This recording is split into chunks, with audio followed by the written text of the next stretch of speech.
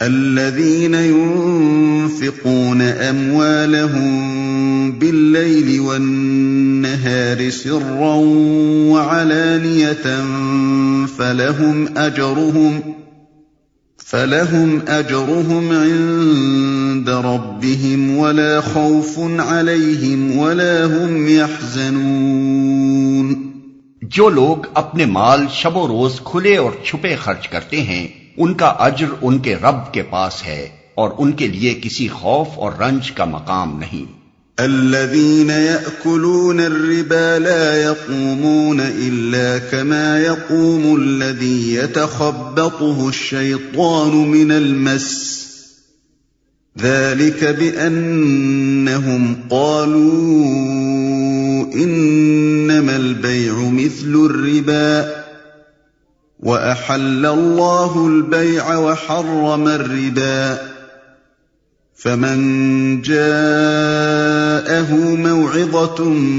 من ربه فانتهى فله ما سلف وأمره إلى الله ومن عاد فأولئك أصحاب النار هم فيها خالدون۔ مگر جو لوگ سود کھاتے ہیں ان کا حال اس شخص کا سا ہوتا ہے جسے شیطان نے چھو کر باولا کر دیا ہو، اور اس حالت میں ان کے مبتلا ہونے کی وجہ یہ ہے کہ وہ کہتے ہیں تجارت بھی تو آخر سود ہی جیسی چیز ہے، حالانکہ اللہ نے تجارت کو حلال کیا ہے اور سود کو حرام۔ لہذا جس شخص کو اس کے رب کی طرف سے یہ نصیحت پہنچے اور آئندہ کے لیے وہ سود خواری سے باز آ جائے تو جو کچھ وہ پہلے کھا چکا سو کھا چکا، اس کا معاملہ اللہ کے حوالے ہے، اور جو اس حکم کے بعد پھر اسی حرکت کا اعادہ کرے وہ جہنمی ہے جہاں وہ ہمیشہ رہے گا۔ مگر جو لوگ سود کھاتے ہیں، اصل میں لفظ ربا استعمال ہوا ہے جس کے معنی عربی میں زیادتی اور اضافے کے۔ اصطلاحاً اہل عرب اس لفظ کو اس زائد رقم کے لیے استعمال کرتے تھے جو ایک قرض خواہ اپنے قرضدار سے ایک طے شدہ شرح کے مطابق اصل کے علاوہ وصول کرتا ہے۔ اسی کو ہماری زبان میں سود کہتے ہیں۔ نزول قرآن کے وقت سودی معاملات کی اور شکلیں رائج تھیں، اور جنہیں اہل عرب ربا کے لفظ سے تعبیر کرتے تھے وہ یہ تھی کہ مثلاً ایک شخص دوسرے شخص کے ہاتھ کوئی چیز فروخت کرتا اور ادائے قیمت کے لیے ایک مدت مقرر کر دیتا۔ اگر وہ مدت گزر جاتی اور قیمت ادا نہ ہوتی تو پھر وہ مزید مہلت دیتا اور قیمت میں اضافہ کر دیتا۔ یا مثلاً ایک شخص دوسرے شخص کو قرض دیتا اور اس سے طے کر لیتا کہ اتنی مدت میں اتنی رقم اصل سے زائد ادا کرنی ہوگی۔ یا مثلاً قرض خواہ اور قرضدار کے درمیان ایک خاص مدت کے لیے ایک شرح طے ہو جاتی تھی، اور اگر اس مدت میں اصل رقم میں اضافے کے ادا نہ ہوتی تو مزید مہلت پہلے سے زائد شرح پر دی جاتی تھی۔ اسی نوعیت کے معاملات کا حکم یہاں بیان کیا جا رہا ہے۔ ان کا حال اس شخص کا سا ہوتا ہے جسے شیطان نے چھو کر باولا کر دیا ہو۔ اہل عرب دیوانے آدمی کو مجنون یعنی آصف زدہ کے لفظ سے تعبیر کرتے تھے، اور جب کسی شخص کے متعلق یہ کہنا ہوتا کہ وہ پاگل ہو گیا ہے تو یوں کہتے کہ اسے جن لگ گیا ہے۔ اسی محاورے کو استعمال کرتے ہوئے قرآن سودخوار کو اس شخص سے تشبیہ دیتا ہے جو مخبوط الحواس ہو گیا ہو، یعنی جس طرح وہ شخص عقل سے خارج ہو کر غیر معتدل حرکات کرنے لگتا ہے، اسی طرح سودخوار بھی روپے کے پیچھے دیوانہ ہو جاتا ہے اور اپنی خود غرضی کے جنون میں کچھ پرواہ نہیں کرتا کہ اس کی سودخواری سے کس کس طرح انسانی محبت، اخوت اور ہمدردی کی جڑیں کٹ رہی ہیں، اجتماعی فلاح و بہبود پر کس قدر تباہ کن اثر پڑ رہا ہے، اور کتنے لوگوں کی بدحالی سے وہ اپنی خوشحالی کا سامان کر رہا ہے۔ یہ اس کی دیوانگی کا حال اس دنیا میں ہے، اور چونکہ آخرت میں انسان اسی حالت میں اٹھایا جائے گا جس حالت پر اس نے دنیا میں جان دی ہے، اس لیے سودخوار آدمی قیامت کے روز ایک باولے مخبوط الحواس انسان کی صورت میں اٹھے گا۔ تجارت بھی تو آخر سود ہی جیسی چیز ہے، یعنی ان کے نظریے کی خرابی یہ ہے کہ تجارت میں اصل لاگت پر جو منافع لیا جاتا ہے اس کی نوعیت اور سود کی نوعیت کا فرق وہ نہیں سمجھتے، اور دونوں کو ایک ہی قسم کی چیز سمجھ کر یوں استدلال کرتے ہیں کہ جب تجارت میں لگے ہوئے روپے کا منافع جائز ہے تو قرض پر دیے ہوئے روپے کا منافع کیوں ناجائز ہو۔ اسی طرح کے دلائل موجودہ زمانے کے سودخوار بھی سود کے حق میں پیش کرتے ہیں۔ وہ کہتے ہیں کہ ایک شخص جس روپے سے خود فائدہ اٹھا سکتا تھا اسے وہ قرض پر دوسرے شخص کے حوالے کرتا ہے، وہ دوسرا شخص بھی بہرحال اس سے فائدہ ہی اٹھاتا ہے۔ پھر آخر کیا وجہ ہے کہ قرض دینے والے کے روپے سے جو فائدہ قرض لینے والا اٹھا رہا ہے اس میں سے ایک حصہ وہ قرض دینے والے کو نہ ادا کرے؟ مگر یہ لوگ اس بات پر غور نہیں کرتے کہ دنیا میں جتنے کاروبار ہیں، خواہ وہ تجارت کے ہوں یا صنعت و حرفت کے یا زراعت کے، اور خواہ انہیں آدمی صرف اپنی محنت سے کرتا ہو یا اپنے سرمایے اور محنت ہر دو سے، ان میں سے کوئی بھی ایسا نہیں ہے جس میں آدمی نقصان کا خطرہ یعنی رسک مول نہ لیتا ہو، اور جس میں آدمی کے لیے لازماً ایک مقرر منافع کی ضمانت ہو۔ پھر آخر پوری کاروباری دنیا میں ایک قرض دینے والا سرمایہ دار ہی ایسا کیوں ہو جو نقصان کے خطرے سے بچ کر ایک مقرر اور لازمی منافع کا حقدار قرار پائے۔ غیر نفع بخش اغراض کے لیے قرض لینے والے کا معاملہ تھوڑی دیر کے لیے چھوڑ دیجیے اور شرح کی کمی بیشی کے مسئلے سے بھی قطع نظر کر لیجیے۔ معاملہ اسی قرض کا صحیح جو نفع بخش کاموں میں لگانے کے لیے لیا جائے، اور شرح بھی تھوڑی ہی صحیح۔ سوال یہ ہے کہ جو لوگ ایک کاروبار میں اپنا وقت، اپنی محنت، اپنی قابلیت اور اپنا سرمایہ رات دن کھپا رہے ہیں، اور جن کی سعی و کوشش کے بل پر ہی اس کاروبار کا برابر ہونا موقوف ہے، ان کے لیے تو ایک مقرر منافع کی ضمانت نہ ہو بلکہ نقصان کا سارا خطرہ بالکل انہی کے سر ہو، مگر جس نے صرف اپنا روپیہ انہیں قرض دے دیا ہو وہ بے خطر ایک طے شدہ منافع وصول کرتا چلا جائے۔ آخر یہ کس عقل، کس منطق، کس اصول انصاف اور کس اصول معاشیات کی روح سے درست ہے؟ اور یہ کس بنا پر صحیح ہے کہ ایک شخص ایک کارخانے کو 20 سال کے لیے ایک رقم قرض دے اور آج ہی یہ طے کر لے کہ آئندہ 20 سال تک وہ برابر 5% سالانہ کے حساب سے اپنا منافع لینے کا حقدار ہوگا، حالانکہ وہ کارخانہ جو مال تیار کرتا ہے اس کے متعلق کسی کو بھی نہیں معلوم کہ مارکیٹ میں اس کی قیمتوں کے اندر آئندہ 20 سال میں کتنا اتار چڑھاؤ ہوگا۔ اور یہ کس طرح درست ہے کہ ایک قوم کے سارے ہی طبقے ایک لڑائی میں خطرات اور نقصانات اور قربانیاں برداشت کریں، مگر ساری قوم کے اندر سے صرف ایک قرض دینے والا سرمایہ دار ہی ایسا ہو جو اپنے دیے ہوئے جنگی قرض پر اپنی ہی قوم سے لڑائی کی 1 صدی بعد تک سود وصول کرتا رہے۔ حالانکہ اللہ نے تجارت کو حلال کیا ہے اور سود کو حرام۔ تجارت اور سود کا اصولی فرق جس کی بنا پر دونوں کی معاشی اور اخلاقی حیثیت ایک نہیں ہو سکتی یہ ہے: 1.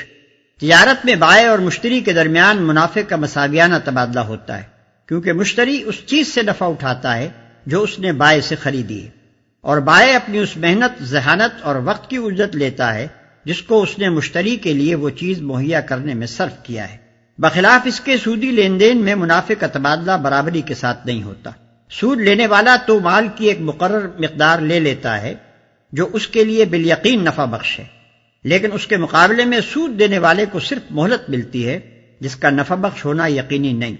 اگر اس نے سرمایہ اپنی ذاتی ضروریات پر خرچ کرنے کے لیے لیا ہے تب تو ظاہر ہے کہ مہلت اس کے لیے قطعی نافع نہیں ہے، اور اگر وہ تجارت یا زراعت یا صنعت و حرفت میں لگانے کے لیے سرمایہ لیتا ہے تب بھی مہلت میں جس طرح اس کے نفع کا امکان ہے اسی طرح نقصان کا بھی امکان ہے۔ پس سود کا معاملہ یا تو ایک فریق کے فائدے اور دوسرے کے نقصان پر ہوتا ہے، یا ایک کے یقینی اور متعین فائدے اور دوسرے کے غیر یقینی اور غیر متعین فائدے پر۔ 2. تجارت میں بائع مشتری سے خواہ کتنا ہی زائد منافع لے، بہرحال وہ جو کچھ لیتا ہے ایک ہی بار لیتا ہے، لیکن سود کے معاملے میں مال دینے والا اپنے مال پر مسلسل منافع وصول کرتا رہتا ہے، اور وقت کی رفتار کے ساتھ ساتھ اس کا منافع بڑھتا چلا جاتا ہے۔ مدیون نے اس کے مال سے خواہ کتنا ہی فائدہ حاصل کیا ہو، بہرطور اس کا فائدہ ایک خاص حد تک ہی ہوگا، مگر دائن اس فائدے کے بدلے میں جو نفع اٹھاتا ہے اس کے لیے کوئی حد نہیں۔ ہو سکتا ہے کہ وہ مدیون کی پوری کمائی اس کے تمام وسائل معیشت حتیٰ کہ اس کے تن کے کپڑے اور گھر کے برتن تک ہضم کر لے، اور پھر بھی اس کا مطالبہ باقی رہ جائے۔ 3. تجارت میں شے اور اس کی قیمت کا تبادلہ ہونے کے ساتھ ہی معاملہ ختم ہو جاتا ہے، اس کے بعد مشتری کو کوئی چیز بائع کو واپس دینی نہیں ہوتی۔ مکان یا زمین یا سامان کے کرائے میں اصل شے جس کے استعمال کا معاوضہ دیا جاتا ہے صرف نہیں ہوتی بلکہ برقرار رہتی ہے، اور بجنسی ہی مالک جائیداد کو واپس دے دی جاتی ہے۔ لیکن سود کے معاملے میں قرض دار سرمایہ کو صرف کر چکتا ہے اور پھر اس کو وہ صرف شدہ مال دوبارہ پیدا کر کے اضافے کے ساتھ واپس دینا ہوتا ہے۔ 4. تجارت و صنعت و حرفت اور زراعت میں انسان محنت، ذہانت اور وقت صرف کر کے اس کا فائدہ لیتا ہے، مگر سودی کاروبار میں وہ محض اپنا ضرورت سے زائد مال دے کر بلا کسی محنت و مشقت کے دوسروں کی کمائی میں شریک غالب بن جاتا ہے۔ اس کی حیثیت اصطلاحی شریک کی نہیں ہوتی جو نفع اور نقصان دونوں میں شریک ہوتا ہے، اور نفع میں جس کی شرکت نفع کے تناسب سے ہوتی ہے، بلکہ وہ ایسا شریک ہوتا ہے جو بلا لحاظ نفع و نقصان اور بلا لحاظ تناسب نفع اپنے طے شدہ منافع کا دعوے دار ہوتا ہے۔ ان وجوہ سے تجارت کی معاشی حیثیت اور سود کی معاشی حیثیت میں اتنا عظیم الشان فرق ہو جاتا ہے کہ تجارت انسانی تمدن کی تعمیر کرنے والی قوت بن جاتی ہے، اور اس کے برعکس سود اس کی تخریب کرنے کا موجب بنتا ہے۔ پھر اخلاقی حیثیت سے یہ سود کی عین فطرت ہے کہ وہ افراد میں بخل، خود غرضی، شقاوت، بے رحمی اور زر پرستی کی صفات پیدا کر دیتا ہے، اور ہمدردی و امداد باہمی کی روح کو فنا کر دیتا ہے۔ اس بنا پر سود معاشی اور اخلاقی دونوں حیثیتوں سے نوع انسانی کے لیے تباہ کن ہے۔ اس کا معاملہ اللہ کے حوالے ہے۔ یہ نہیں فرمایا کہ جو کچھ اس نے کھا لیا اسے اللہ معاف کر دے گا، بلکہ ارشاد یہ ہو رہا ہے کہ اس کا معاملہ اللہ کے حوالے ہے۔ اس فقرے سے معلوم ہوتا ہے کہ جو کھا چکا سو کھا چکا کہنے کا مطلب یہ نہیں ہے کہ جو کھا چکا اسے معاف کر دیا گیا، بلکہ اس سے محض قانونی رعایت مراد ہے۔ یعنی جو سود پہلے کھایا جا چکا ہے اسے واپس دینے کا قانوناً مطالبہ نہیں کیا جائے گا، کیونکہ اگر اس کا مطالبہ کیا جائے تو مقدمات کا ایک لامتناہی سلسلہ شروع ہو جائے جو کہیں جا کر ختم نہ ہو۔ مگر اخلاقی حیثیت سے اس مال کی نجاست بدستور باقی رہے گی جو کسی شخص نے سودی کاروبار سے سمیٹا ہو۔ اگر وہ حقیقت میں خدا سے ڈرنے والا ہوگا اور اس کا معاشی و اخلاقی نقطہ نظر واقعی اسلام قبول کرنے سے تبدیل ہو چکا ہوگا تو وہ خود اپنی اس دولت کو جو حرام ذرائع سے آئی تھی اپنی ذات پر خرچ کرنے سے پرہیز کرے گا، اور کوشش کرے گا کہ جہاں تک ان حقداروں کا پتہ چلایا جا سکتا ہے جن کا مال اس کے پاس ہے اس حد تک ان کا مال انہیں واپس کر دیا جائے،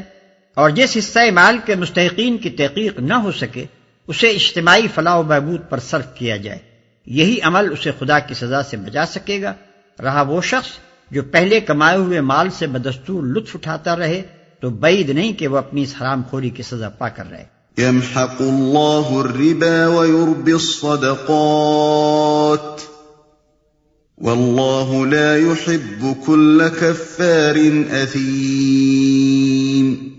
اللہ سود کا مٹھ مار دیتا ہے اور صدقات کو نشو و نما دیتا ہے، اور اللہ کسی ناشکر بد عمل انسان کو پسند نہیں کرتا، اور صدقات کو نشو و نما دیتا ہے۔ اس آیت میں ایک ایسی صداقت بیان کی گئی ہے جو اخلاقی اور روحانی حیثیت سے بھی سراسر حق ہے اور معاشی و تمدنی حیثیت سے بھی۔ اگرچہ بظاہر سود سے دولت بڑھتی نظر آتی ہے اور صدقات سے گھٹتی ہوئی محسوس ہوتی ہے، لیکن در حقیقت معاملہ اس کے برعکس ہے۔ خدا کا قانون فطرت یہی ہے کہ سود اخلاقی و روحانی اور معاشی و تمدنی ترقی میں نہ صرف مانع ہوتا ہے بلکہ تنزل کا ذریعہ بنتا ہے، اور اس کے برعکس صدقات سے جن میں قرض حسن بھی شامل ہے، اخلاق و روحانیت اور تمدن و معیشت ہر چیز کو نشو و نما نصیب ہوتا ہے۔ اخلاقی اور روحانی حیثیت سے دیکھیے تو یہ بات بالکل واضح ہے کہ سود دراصل خود غرضی، بخل، تنگ دلی اور سنگ دلی جیسی صفات کا نتیجہ ہے، اور وہ انہی صفات کو انسان میں نشو و نما بھی دیتا ہے۔ اس کے برعکس صدقات نتیجہ ہیں فیاضی، ہمدردی، فراخ دلی اور عالی ظرفی جیسی صفات کا، اور صدقات پر عمل کرتے رہنے سے یہی صفات انسان کے اندر پرورش پاتی ہیں۔ کون ہے جو اخلاقی صفات کے ان دونوں مجموعوں میں سے پہلے مجموعے کو بدترین اور دوسرے کو بہترین نہ مانتا؟ تمدنی حیثیت سے دیکھیے تو بادنا تعامل یہ بات ہر شخص کی سمجھ میں آ جائے گی کہ جس سوسائٹی میں افراد ایک دوسرے کے ساتھ خود غرضی کا معاملہ کریں، کوئی شخص اپنی ذاتی غرض اور اپنے ذاتی فائدے کے بغیر کسی کے کام نہ آئے، ایک آدمی کی حاجت مندی کو دوسرا آدمی اپنے لیے نفع اندوزی کا موقع سمجھے اور اس کا پورا فائدہ اٹھائے، اور مالدار طبقوں کا مفاد عامت الناس کے مفاد کی ضد ہو جائے، ایسی سوسائٹی کبھی مستحکم نہیں ہو سکتی۔ اس کے افراد میں آپس کی محبت کے بجائے باہمی بغض و حسد اور بے دردی و بے تعلقی نشو و نما پائے گی۔ اس کے اجزاء ہمیشہ انتشار و پراگندگی کی طرف مائل رہیں گے، اور اگر دوسرے اسباب بھی صورتحال کے لیے مددگار ہو جائیں تو ایسی سوسائٹی کے اجزاء کا باہم متصادم ہو جانا بھی کچھ مشکل نہیں ہے۔ اس کے برعکس جس سوسائٹی کا اجتماعی نظام آپس کی ہمدردی پر مبنی ہو، جس کے افراد ایک دوسرے کے ساتھ فیاضی کا معاملہ کریں، جس میں ہر شخص دوسرے کی حاجت کے موقع پر فراخ دلی کے ساتھ مدد کا ہاتھ بڑھائے، اور جس میں باوسیلہ لوگ بے وسیلہ لوگوں سے ہمدردانہ اعانت یا کم از کم منصفانہ تعاون کا طریقہ برتیں، ایسی سوسائٹی میں آپس کی محبت، خیر خواہی اور دلچسپی نشو و نما پائے گی۔ اس کے اجزاء ایک دوسرے کے ساتھ پیوستہ اور ایک دوسرے کے پشتیبان ہوں گے، اس میں اندرونی نزاع و تصادم کو راہ پانے کا موقع نہ مل سکے گا، اس میں باہمی تعاون اور خیرخواہی کی وجہ سے ترقی کی رفتار پہلی قسم کی سوسائٹی کے بنسبت بہت زیادہ تیز ہوگی۔ اب معاشی حیثیت سے دیکھیے، معاشیات کے نقطہ نظر سے سودی قرض کی دو قسمیں ہیں۔ ایک وہ قرض جو اپنی ذاتی ضروریات پر خرچ کرنے کے لیے مجبور اور حاجت مند لوگ لیتے ہیں، دوسرا وہ قرض جو تجارت اور صنعت و حرفت اور زراعت وغیرہ کاموں پر لگانے کے لیے پیشہ ور لوگ لیتے ہیں۔ ان میں سے پہلی قسم کے قرض کو تو ایک دنیا جانتی ہے کہ اس پر سود وصول کرنے کا طریقہ نہایت تباہ کن ہے۔ دنیا کا کوئی ملک ایسا نہیں ہے جس میں مہاجن افراد اور مہاجنی ادارے اس ذریعے سے غریب مزدوروں، کاشتکاروں اور قلیل المعاش عوام کا خون نہ چوس رہے ہوں۔ سود کی وجہ سے اس قسم کا قرض ادا کرنا ان لوگوں کے لیے سخت مشکل بلکہ بسا اوقات ناممکن ہو جاتا ہے۔ پھر ایک قرض کو ادا کرنے کے لیے وہ دوسرا اور تیسرا قرض لیتے چلے جاتے ہیں، اصل رقم سے کئی گنا سود دے چکنے پر بھی اصل رقم جوں کی توں باقی رہتی ہے۔ محنت پیشہ آدمی کی آمدنی کا بیشتر حصہ مہاجن لے جاتا ہے اور اس غریب کی اپنی کمائی میں سے اس کے پاس اپنا اور اپنے بچوں کا پیٹ پالنے کے لیے بھی کافی روپیہ نہیں بچتا۔ یہ چیز رفتہ رفتہ اپنے کام سے کارکنوں کی دلچسپی ختم کر دیتی ہے، کیونکہ جب ان کی محنت کا پھل دوسرا لے اڑے گا تو وہ کبھی دل لگا کر محنت نہیں کر سکتے۔ پھر سودی قرض کے جال میں پھنسے ہوئے لوگوں کو ہر وقت کی فکر اور پریشانی اس قدر گھلا دیتی ہے اور تنگ دستی کی وجہ سے ان کے لیے صحیح غذا اور علاج اس قدر مشکل ہو جاتا ہے کہ ان کی صحتیں کبھی درست نہیں رہ سکتی۔ اس طرح سودی قرض کا حاصل یہ ہوتا ہے کہ چند افراد تو لاکھوں آدمیوں کا خون چوس چوس کر موٹے ہوتے رہتے ہیں، مگر بحیثیت مجموعی پوری قوم کی پیدائش دولت اپنے امکانی معیار کی بنسبت بہت گھٹ جاتی ہے، اور معال کار میں خود وہ خون چوسنے والے افراد بھی اس کے نقصانات سے نہیں بچ سکتے، کیونکہ ان کی اس خود غرضی سے غریب عوام کو جو تکلیفیں پہنچتی ہیں، ان کی بدولت مالدار لوگوں کے خلاف غصے اور نفرت کا ایک طوفان دلوں میں اٹھتا اور گھٹتا رہتا ہے، اور کسی انقلابی ہیجان کے موقع پر جب یہ آتش فشاں پھٹتا ہے تو ان ظالم مالداروں کو اپنے مال کے ساتھ اپنی جان اور آبرو تک سے ہاتھ دھونا پڑ جاتا ہے۔ رہا دوسری قسم کا قرض جو کاروبار میں لگانے کے لیے لیا جاتا ہے، تو اس پر ایک مقررہ شرح سود کے عائد ہونے سے جو بے شمار نقصانات پہنچتے ہیں، ان میں سے چند نمایاں ترین یہ ہیں۔ ایک، جو کام رائج الوقت شرح سود کے برابر نفع نہ لا سکتے ہوں، چاہے ملک اور قوم کے لیے کتنے ہی ضروری اور مفید ہوں، ان پر لگانے کے لیے روپیہ نہیں ملتا، اور ملک کے تمام مالی وسائل کا بہاؤ ایسے کاموں کی طرف ہو جاتا ہے جو بازار کی شرح سود کے برابر یا اس سے زیادہ نفع لا سکتے ہوں، چاہے اجتماعی حیثیت سے ان کی ضرورت اور ان کا فائدہ بہت کم ہو یا کچھ بھی نہ ہو۔ دو،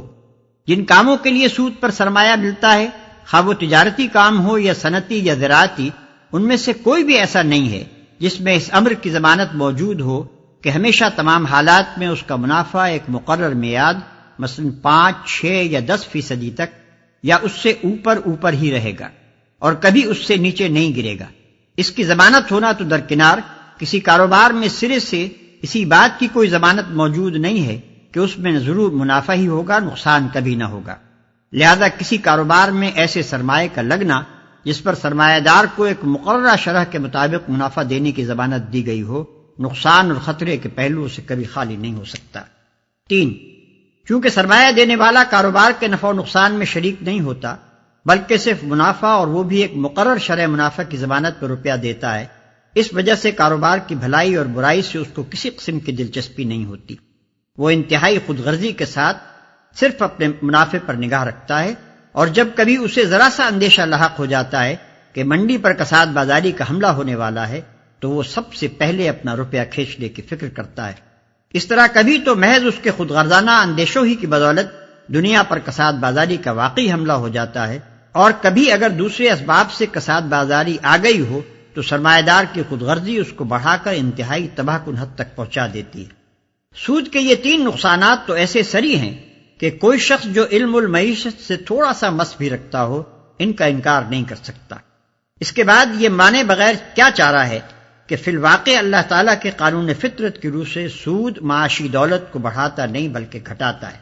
اب ایک نظر صدقات کے معاشی اثرات و نتائج کو بھی دیکھ لیجیے۔ اگر سوسائٹی کے خوشحال افراد کا طریقہ کار یہ ہو کہ وہ اپنی حیثیت کے مطابق پوری فراخ دلی کے ساتھ اپنی اور اپنے اہل و عیال کی ضروریات خریدیں، پھر جو روپیہ ان کے پاس ان کی ضرورت سے زیادہ بچے اسے غریبوں میں بانٹ دیں، تاکہ وہ بھی اپنی ضروریات خرید سکیں، پھر اس پر بھی جو روپیہ بچ جائے اسے یا تو کاروباری لوگوں کو بلا سود قرض دیں، یا شرکت کے اصول پر ان کے ساتھ نفع و نقصان میں حصہ دار بن جائیں، یا حکومت کے پاس جمع کر دیں کہ وہ اجتماعی خدمات کے لیے ان کو استعمال کرے۔ تو ہر شخص تھوڑے سے غور و فکر ہی سے اندازہ کر سکتا ہے کہ ایسی سوسائٹی میں تجارت اور صنعت اور زراعت ہر چیز کو بے انتہا فروغ حاصل ہوگا، اس کے عام افراد کی خوشحالی کا معیار بلند ہوتا چلا جائے گا، اور اس میں بحیثیت مجموعی دولت کی پیداوار اس سوسائٹی کی بنسبت بدرجہ زیادہ ہوگی جس کے اندر سود کا رواج ہو۔ اور اللہ کسی ناشکر بد عمل انسان کو پسند نہیں کرتا۔ ظاہر ہے کہ سود پر روپیہ وہی شخص چلا سکتا ہے جس کو دولت کی تقسیم میں اس کی حقیقی ضرورت سے زیادہ حصہ ملا ہو۔ یہ ضرورت سے زیادہ حصہ جو ایک شخص کو ملتا ہے قرآن کے نقطہ نظر سے دراصل اللہ کا فضل ہے، اور اللہ کے فضل کا صحیح شکر یہ ہے کہ جس طرح اللہ نے اپنے بندے پر فضل فرمایا ہے اسی طرح بندہ بھی اللہ کے دوسرے بندوں پر فضل کرے۔ اگر وہ ایسا نہیں کرتا بلکہ اس کے برعکس اللہ کے فضل کو اس غرض کے لیے استعمال کرتا ہے کہ جو بندے دولت کی تقسیم میں اپنی ضرورت سے کم حصہ پا رہے ہیں ان کے قلیل حصے میں سے بھی وہ اپنی دولت کے زور پر ایک ایک جز اپنی طرف کھینچ لے تو حقیقت میں وہ ناشکرا بھی ہے اور ظالم، جفاکار اور بد عمل بھی۔ ان الذين آمنوا وعملوا الصالحات واقاموا الصلاة وآتوا الزكاة لهم اجرهم عند ربهم ولا خوف عليهم ولا هم يحزنون۔ ہاں، جو لوگ ایمان لے آئیں اور نیک عمل کریں اور نماز قائم کریں اور زکوٰۃ دیں ان کا اجر بے شک ان کے رب کے پاس ہے، اور ان کے لیے کسی خوف اور رنج کا موقع نہیں۔ اس رکوع میں اللہ تعالیٰ بار بار دو قسم کے کرداروں کو بالمقابل پیش کر رہا ہے۔ ایک کردار خود غرض، زر پرست، شائلاق قسم کے انسان کا ہے جو خدا اور خلق دونوں کے حقوق سے بے پرواہ ہو کر روپیہ گننے اور گن گن کر سنبھالنے اور ہفتوں اور مہینوں کے حساب سے اس کو بڑھانے اور اس کی بڑھوتری کا حساب لگانے میں منہمک ہو۔ دوسرا کردار ایک خدا پرست، فیاض اور ہمدرد انسان کا کردار ہے جو خدا اور خلق خدا دونوں کے حقوق کا خیال رکھتا ہو، اپنی قوت بازو سے کما کر خود کھائے اور دوسرے بندگان خدا کو کھلائے، اور دل کھول کر نیک کاموں میں خرچ کرے۔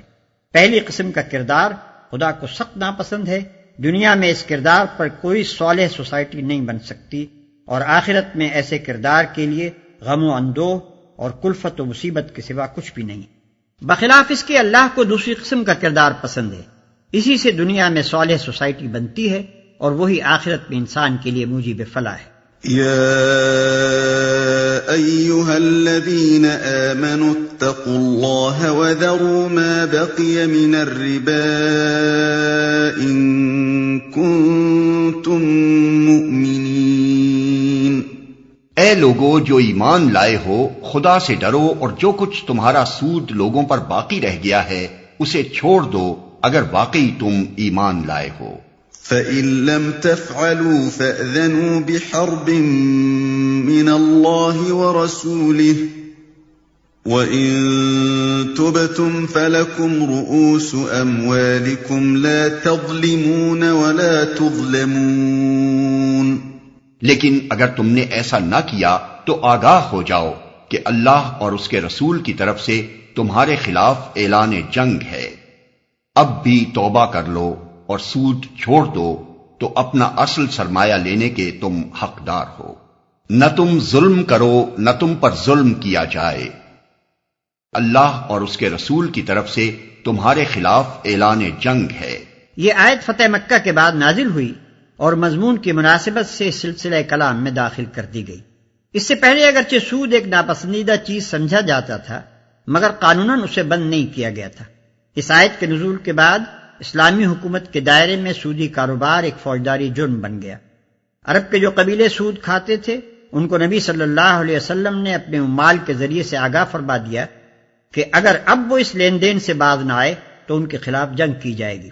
نجران کے عیسائیوں کو جب اسلامی حکومت کے تحت اندرونی خود مختاری دی گئی تو معاہدے میں یہ تصریح کر دی گئی کہ اگر تم سودی کاروبار کرو گے تو معاہدہ فسخ ہو جائے گا اور ہمارے اور تمہارے درمیان حالت جنگ قائم ہو جائے گی۔ آیت کے آخری الفاظ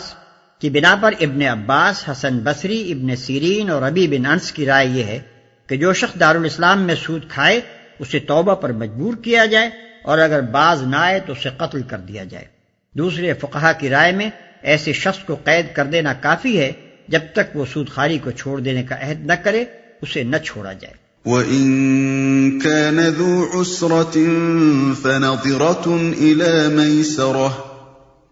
وَأَن تَصَدَّقُوا خَيْرٌ لَكُمْ إِن كُنتُمْ تَعْلَمُونَ۔ تمہارا قرضدار تنگ دست ہو تو ہاتھ کھلنے تک اسے مہلت دو، اور جو صدقہ کر دو تو یہ تمہارے لیے زیادہ بہتر ہے اگر تم سمجھو۔ اسی آیت سے شریعت میں یہ حکم نکالا گیا ہے کہ جو شخص ادائے قرض سے عاجز ہو گیا ہو، اسلامی عدالت اس کے قرض خواہوں کو مجبور کرے گی کہ اسے مہلت دیں، اور بعض حالات میں وہ پورا قرض یا قرض کا ایک حصہ معاف بھی کرانے کی مجاز ہوگی۔ حدیث میں آتا ہے کہ ایک شخص کے کاروبار میں گھاٹا آ گیا اور اس پر قرضوں کا بار بہت چڑھ گیا۔ معاملہ نبی صلی اللہ علیہ وسلم کے پاس آیا۔ آپ نے لوگوں سے اپیل کی کہ اپنے اس بھائی کی مدد کرو، چنانچہ بہت سے لوگوں نے اس کو مالی امداد دی، مگر قرضے پھر بھی صاف نہ ہو سکے۔ تب آپ نے اس کے قرض خواہوں سے فرمایا کہ جو کچھ حاضر ہے بس وہی لے کر اسے چھوڑ دو، اس سے زیادہ تمہیں نہیں دلوایا جا سکتا۔ فقہا نے تصریح کی ہے کہ ایک شخص کے رہنے کا مکان، کھانے کے برتن، پہننے کے کپڑے اور وہ آلات جن سے وہ اپنی روزی کماتا ہو کسی حالت میں قرق نہیں کیے جا سکتے۔ وَاتَّقُوا يَوْمًا تُرْجَعُونَ فِيهِ إِلَى اللَّهِ ثُمَّ تُوَفَّى كُلُّ نَفْسٍ مَا كَسَبَتْ وَهُمْ لَا يُظْلَمُونَ۔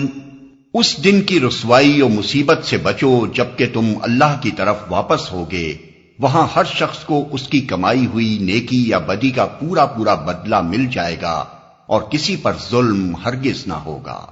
اور کسی پر ظلم ہرگز نہ ہوگا، اور کسی پر ظلم ہرگز نہ ہوگا، اور کسی پر ظلم